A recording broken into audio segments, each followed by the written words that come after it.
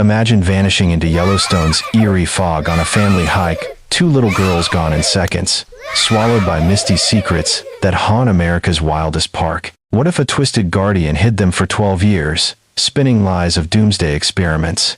Stay glued till the end for jaw-dropping twists that'll chill your spine. Hit that like button if mysteries grip you. Subscribe for more spine-tingling tales. Comment your theories below, and share with friends who love a good thrill.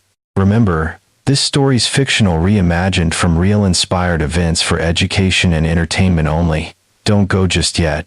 The fog's just thickening. The fog rolled in thick and eerie, like a living thing swallowing the pines around Yellowstone's Old Faithful geyser. Emily Harrington stumbled through the mist, heart pounding wildly, as the temperature plummeted to a bone-chilling 50 degrees Fahrenheit.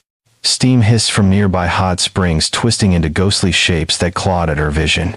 "Olivia, Sophia, where are you?" she screamed, her voice cracking against the howling wind. The family hike had started so innocently that August afternoon in 1997, just a quick trek along the trail to the viewpoint before sunset. Now the world had vanished in this suffocating blanket, reducing visibility to mere feet.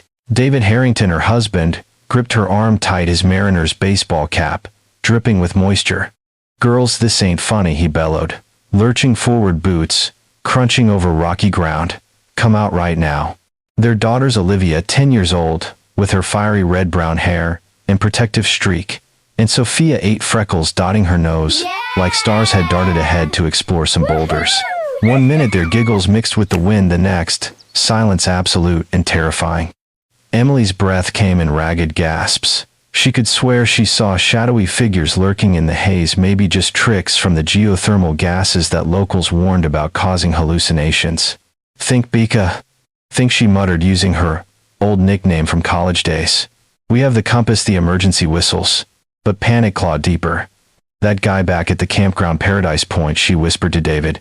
"The one with the thick beard and worn jacket, staring at the girls like they were prey." His eyes followed them too intently before he vanished into the trees. David shook his head, focused on tying his bootlaces tighter. "What guy? You're just nervous, hon."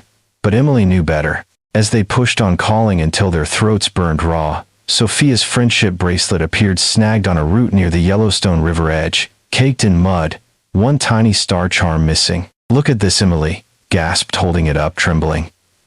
"And these footprints, they ain't from kids' boots." Large, deep imprints not matching any hiking shoes she had seen, more like military treads, worn and deliberate. David knelt, examining the marks, his face paling. "These lead north off the main trail, toward bear country," the ranger mentioned. But Emily's mind raced to that bearded stranger, Harlan Whitaker. She later learned his name from whispers among campers. Why watch them? Who was he really? A piercing scream echoed from the depths of the forest, cutting through the fog like a knife. Then nothing. Absolute dead silence. Emily's blood ran cold. "Who took them?" she whispered, the question hanging heavy as the mist closed in tighter. David Harrington burst through the underbrush, his lungs burning as he sprinted the 3 miles back to Paradise Point campground, the fog nipping at his heels like a relentless predator. Paradise Point was buzzing with campers packing up for the night, but David shoved past them straight to the ranger station. Tom Whitaker, the grizzled park ranger, with 20 years under his belt, looked up from his desk, his expression turning grim, as David gasped out the story. "Girls gone in the mist near the river, footprints not theirs." Tom grabbed his radio, barking orders for a search party, his voice steady but eyes flickering with something unspoken. "We got reports of bears up north," he said, adjusting his wide-brimmed hat. "But those prints you mentioned, let us handle it." By nightfall, 20 volunteers combed the area, flashlights slicing through the thickening darkness like desperate knives. Dogs howled and strained at their leashes, noses to the ground, picking up scents that led nowhere concrete. The wind whipped cold down to 40 degrees Fahrenheit, turning sweat to ice on Emily's skin.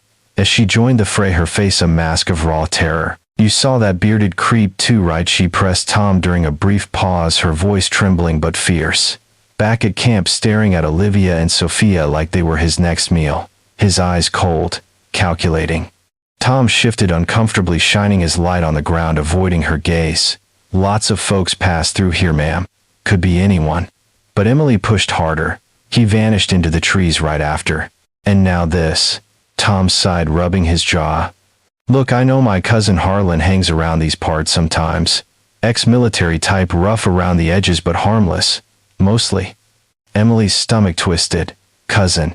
That explained the hesitation. But before she could dig deeper, a shout echoed from the riverbank. Over here. The team converged on fresh evidence, a scrap of pink backpack fabric, Sophia's favorite, torn and muddied. And more prints, large, deliberate, leading deep into unmarked territory. These ain't standard hiking boots, David muttered, kneeling to trace them. Look like old army surplus treads, scuffed but purposeful. Tom knelt too, his face paling under the flashlight beam. Could be poachers or drifters. But Emily caught the flicker in his eyes, the way he avoided mentioning Harlan again. Loyalty ran deep in these Wyoming families, she realized. But at what cost? As the search dragged on, Laura Beckett, the FBI agent, arrived, her badge gleaming under the moon.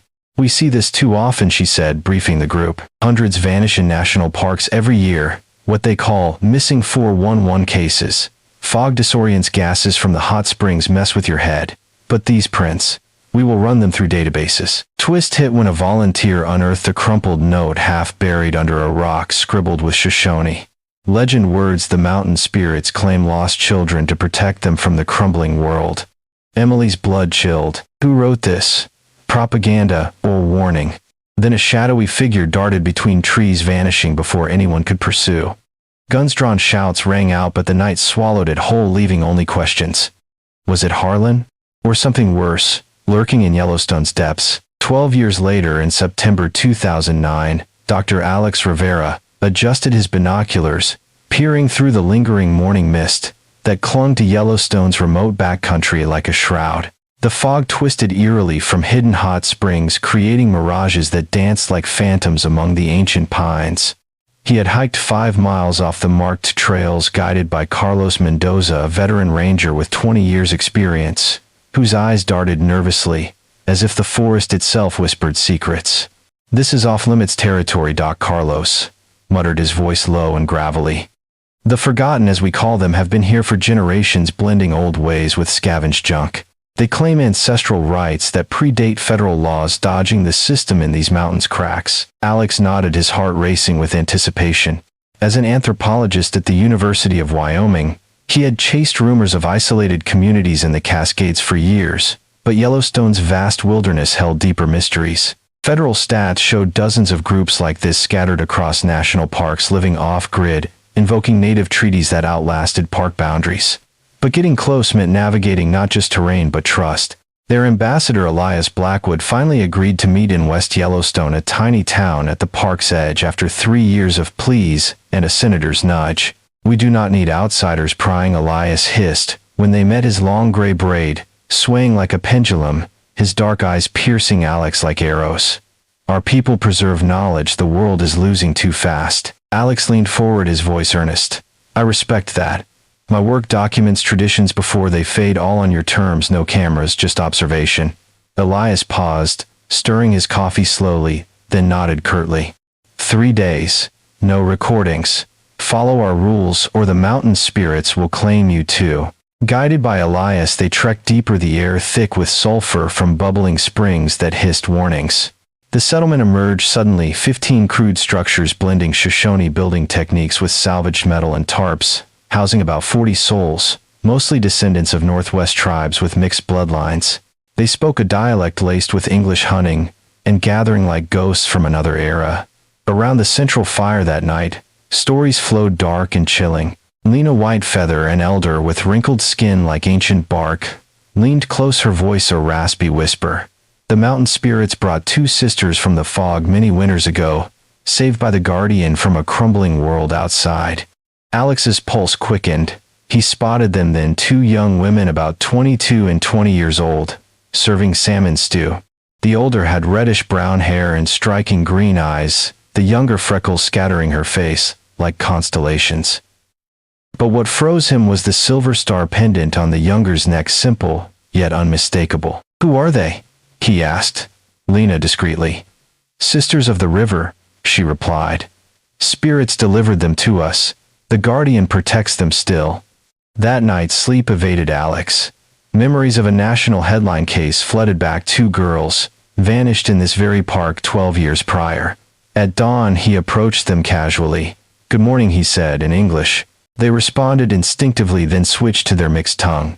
"Nice pendant," he commented, pointing to the star. The younger touched it protectively. "From my old life," she said softly. Before the mountain, feigning casualness, Alex pulled out his phone, showed family photos, then snapped covert shots of the sisters. But as afternoon waned, Elias approached, his face stormy. "Your time ends now, Doc. Leave before they come for us." Alex's blood chilled. "Who is coming?" Elias said nothing, but in the shadows a bearded figure, Harlan, flashed briefly, eyes gleaming with feral intensity before melting into the mist. Alex Rivera paced his cramped office at Portland State, heart pounding as he dialed the number, his fingers slick with sweat. 3 weeks since that eerie trek into Yellowstone's depths, and the photos burned in his mind, two young women so strikingly familiar. Emily Harrington picked up on the second ring, her voice wary from years of false leads. "Dr. Rivera," she said flatly. "What is this about?" "My daughter's case has been cold for 12 years. Emily, it is about them," Alex blurted. "I found something in the park's remote zones. Two sisters in an isolated community." He emailed the photos, watching her reaction via video call. Emily's hand flew to her mouth, tears blurring her green eyes. "My babies," she whispered, alive in that hellish place after all this time. "The freckles, the eyes, that star pendant, it matches Sophia's bracelet we found by the river." "But how? Why?" David Harrington burst into the frame, his face weathered from endless searches near the park. "If this is some hoax," he growled, "I swear." "No hoax," Alex assured. "I documented a group called the Forgotten Off-Grid for generations. Your girls are there, raised by them. The FBI needs to move fast." Agent Laura Beckett mobilized a joint op, choppers thundering over dense forests. 10 miles deep, snow flurries whipping like vengeful spirits, turning the air to a frigid slurry. The team touched down in a clearing, 5 clicks out, rifles ready, hearts hammering. Emily and David insisted on tagging along despite warnings. "They need familiar faces," Emily argued fiercely. Beckett nodded, "But stay back. This could turn ugly."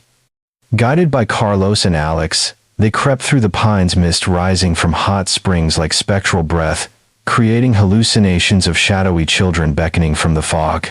Emily gasped, seeing ghostly figures of lost kids vanishing into steam, her mind reeling from the gas's toxic whispers. The settlement loomed, abandoned fires, cold tents flapping like forsaken souls. "They knew we were coming," Beckett muttered. But shouts erupted near a waterfall. There stood Olivia and Sophia now, women of 22 and 20, their faces hardened by wilderness, eyes wide with confusion. "Mom, Dad," Olivia whispered, "we were saved from you, from your experiments on our special blood." Sophia clutched her star pendant, nodding. "The Guardian told us the truth." Harlan Whitaker emerged, beard, gray eyes blazing like coals. "Artemis Project is real," he snarled. "I saw the classified files during my Gulf days, kids with genetic markers for survival in the end times. You identified them, Emily, with your research. PTSD hit me hard after losing my own girls in that crash, but I saved yours from becoming lab rats." Emily recoiled. "Lies. My work was pure anthropology, adaptations in isolated tribes. Nothing sinister." But Harlan thrust a forged notebook, pages altered with fake entries linking Olivia and Sophia to experiments, ink mismatched, handwriting doctored. David lunged. "You stole our family, you monster." Harlan's facade cracked, revealing the broken vet tree genealogy, twisted to claim distant kin, his daughters' faces hauntingly similar in old photos. The gases swirled, Emily hallucinating phantom children from other missings, their whispers accusing. Harlan drew a hunting knife, wild-eyed. "I will not let you drag them back to those labs." He bolted toward a hidden tunnel, beneath a steaming geyser, the earth rumbling as steam erupted, chasing him into darkness. David Harrington charged into the steaming chaos, his boots slipping on slick rocks, as the team plunged after Harlan Whitaker through Yellowstone's treacherous underbelly. The tunnel beneath the geyser twisted like a serpent, heart-pounding pursued, echoing off damp walls. 30 feet of visibility swallowed by sulfurous vapors that burned lungs and blurred vision. Emily Harrington trailed close, her mind reeling from Harlan's twisted revelations, the fog outside mirroring the haze in her soul. Winds howled through cracks like ancient Shoshone curses, whispering of lost spirits, claiming the unworthy. "Hold up, Beckett," shouted her voice, cutting sharp, but Harlan vanished deeper, his ragged breaths audible in the gloom. Phantom shapes danced in the steam hallucinations from the toxic gases. Locals feared children with hollow eyes beckoning like sirens from other missings. Emily gasped, spotting a figure ahead. Not Harlan, but Tom Whitaker, the ranger emerging from shadows, his face etched with guilt. "Tom, what the hell?" David snarled, grabbing his collar. "You knew. Family blood runs thick," Tom confessed, his voice breaking. "Harlan is my cousin, lost his mind after the Gulf, but he swore he was saving those girls from something worse. Hid the community for years, respecting their ways, but now this." Sophia Harrington burst forward, her freckled face fierce under the dim light. "You lied about Mom's research," she screamed at Harlan, who halted cornered against a boiling pool. "It is just anthropology adaptations in tribes, not experiments on our blood." Olivia nodded beside her, green eyes blazing. Harlan slumped, knife clattering to the ground, his wild beard matted with sweat. "I forged the notebook," he admitted. "Horsley ink, different handwriting inserted to match your birth dates. Saw connections that were not there. My PTSD twisting everything. Veterans Affairs stats show 20% of us Gulf vets battle severe trauma, hallucinations, paranoia. Lost my own daughters in that wreck, thought yours were kin through some distant line of twisted salvation." Twist deepened as Elias Blackwood stepped from the mist, his braids swaying like a noose. "I suspected for years," he said, voice grave. "Lost my son to the outside world years back, joined to protect other kids, but Harlan's stories grew too wild. Motive clear now, manipulation to rebuild his shattered family on lies." Lena Whitefeather hovered nearby, murmuring Shoshone prayers. The mountain spirits revealed truth in the steam. Emily confronted Harlan, tears streaming. "You stole our lives, twisted our girls' minds with conspiracies." Harlan met her gaze, broken. "Artemis was my delusion, born from classified scraps I glimpsed overseas in times, prep for kids with resilient genes. But it was all me projecting grief." Olivia raised a borrowed pistol, steady, despite the quake in her voice. "We forgive you, Harlan, but not forget the pain you caused, the years lost." Harlan nodded, tears carving paths through grime. "Do what you must." Chopper blades thundered overhead, slicing the tension like a blade, the team closing in. Harlan raised hands, surrendering, as agents swarmed the tunnel, his empire of delusions crumbling in the steam. But as cuffs clicked, a final whisper escaped him. "The collapse is coming, girls. Be ready." Then silence, broken only by the geyser's hiss, leaving Emily wondering if madness held a kernel of truth. 5 years later, spring bloomed fierce in Denver, Colorado, cherry blossoms painting the University of Wyoming campus in vibrant pinks as Emily Harrington wrapped her cultural anthropology lecture. At 58, she had pivoted her career, becoming a go-to expert on isolated communities and social reintegration, her pain forged into purpose. Back home in Queen Anne, the Harrington house stood unchanged, a sanctuary where Olivia and Sophia, now 27 and 25, navigated their reclaimed lives. Olivia, with her shoulder-length hair, volunteered at reintegration programs, blending Shoshone wisdom with modern therapy. Her documentaries spotlighting groups like The Forgotten. Sophia, her long braid a nod to the past, pursued psychology, her thesis dissecting trauma adaptation in off-grid survivors. Nathan Harrington, 60, gray-haired but sturdy, had found solace designing sustainable park facilities, his cabin days swapped for family dinners. The marriage had not fully mended, but cooperation healed old wounds. They alternated stays, ensuring the girls always had support. Winds of change whispered through their routines, no longer howling threats but gentle reminders. Over lasagna one evening, Olivia broached the lingering shadow. "Harlan's parole hearing next week," she said softly. "We plan to testify for compassionate release." Nathan tensed, forward clattering. "After stealing 12 years. He is dying." Sophia interjected, "Cancer advanced 6 months tops. Forgiveness frees us, Dad, not him." Emily nodded, her voice steady.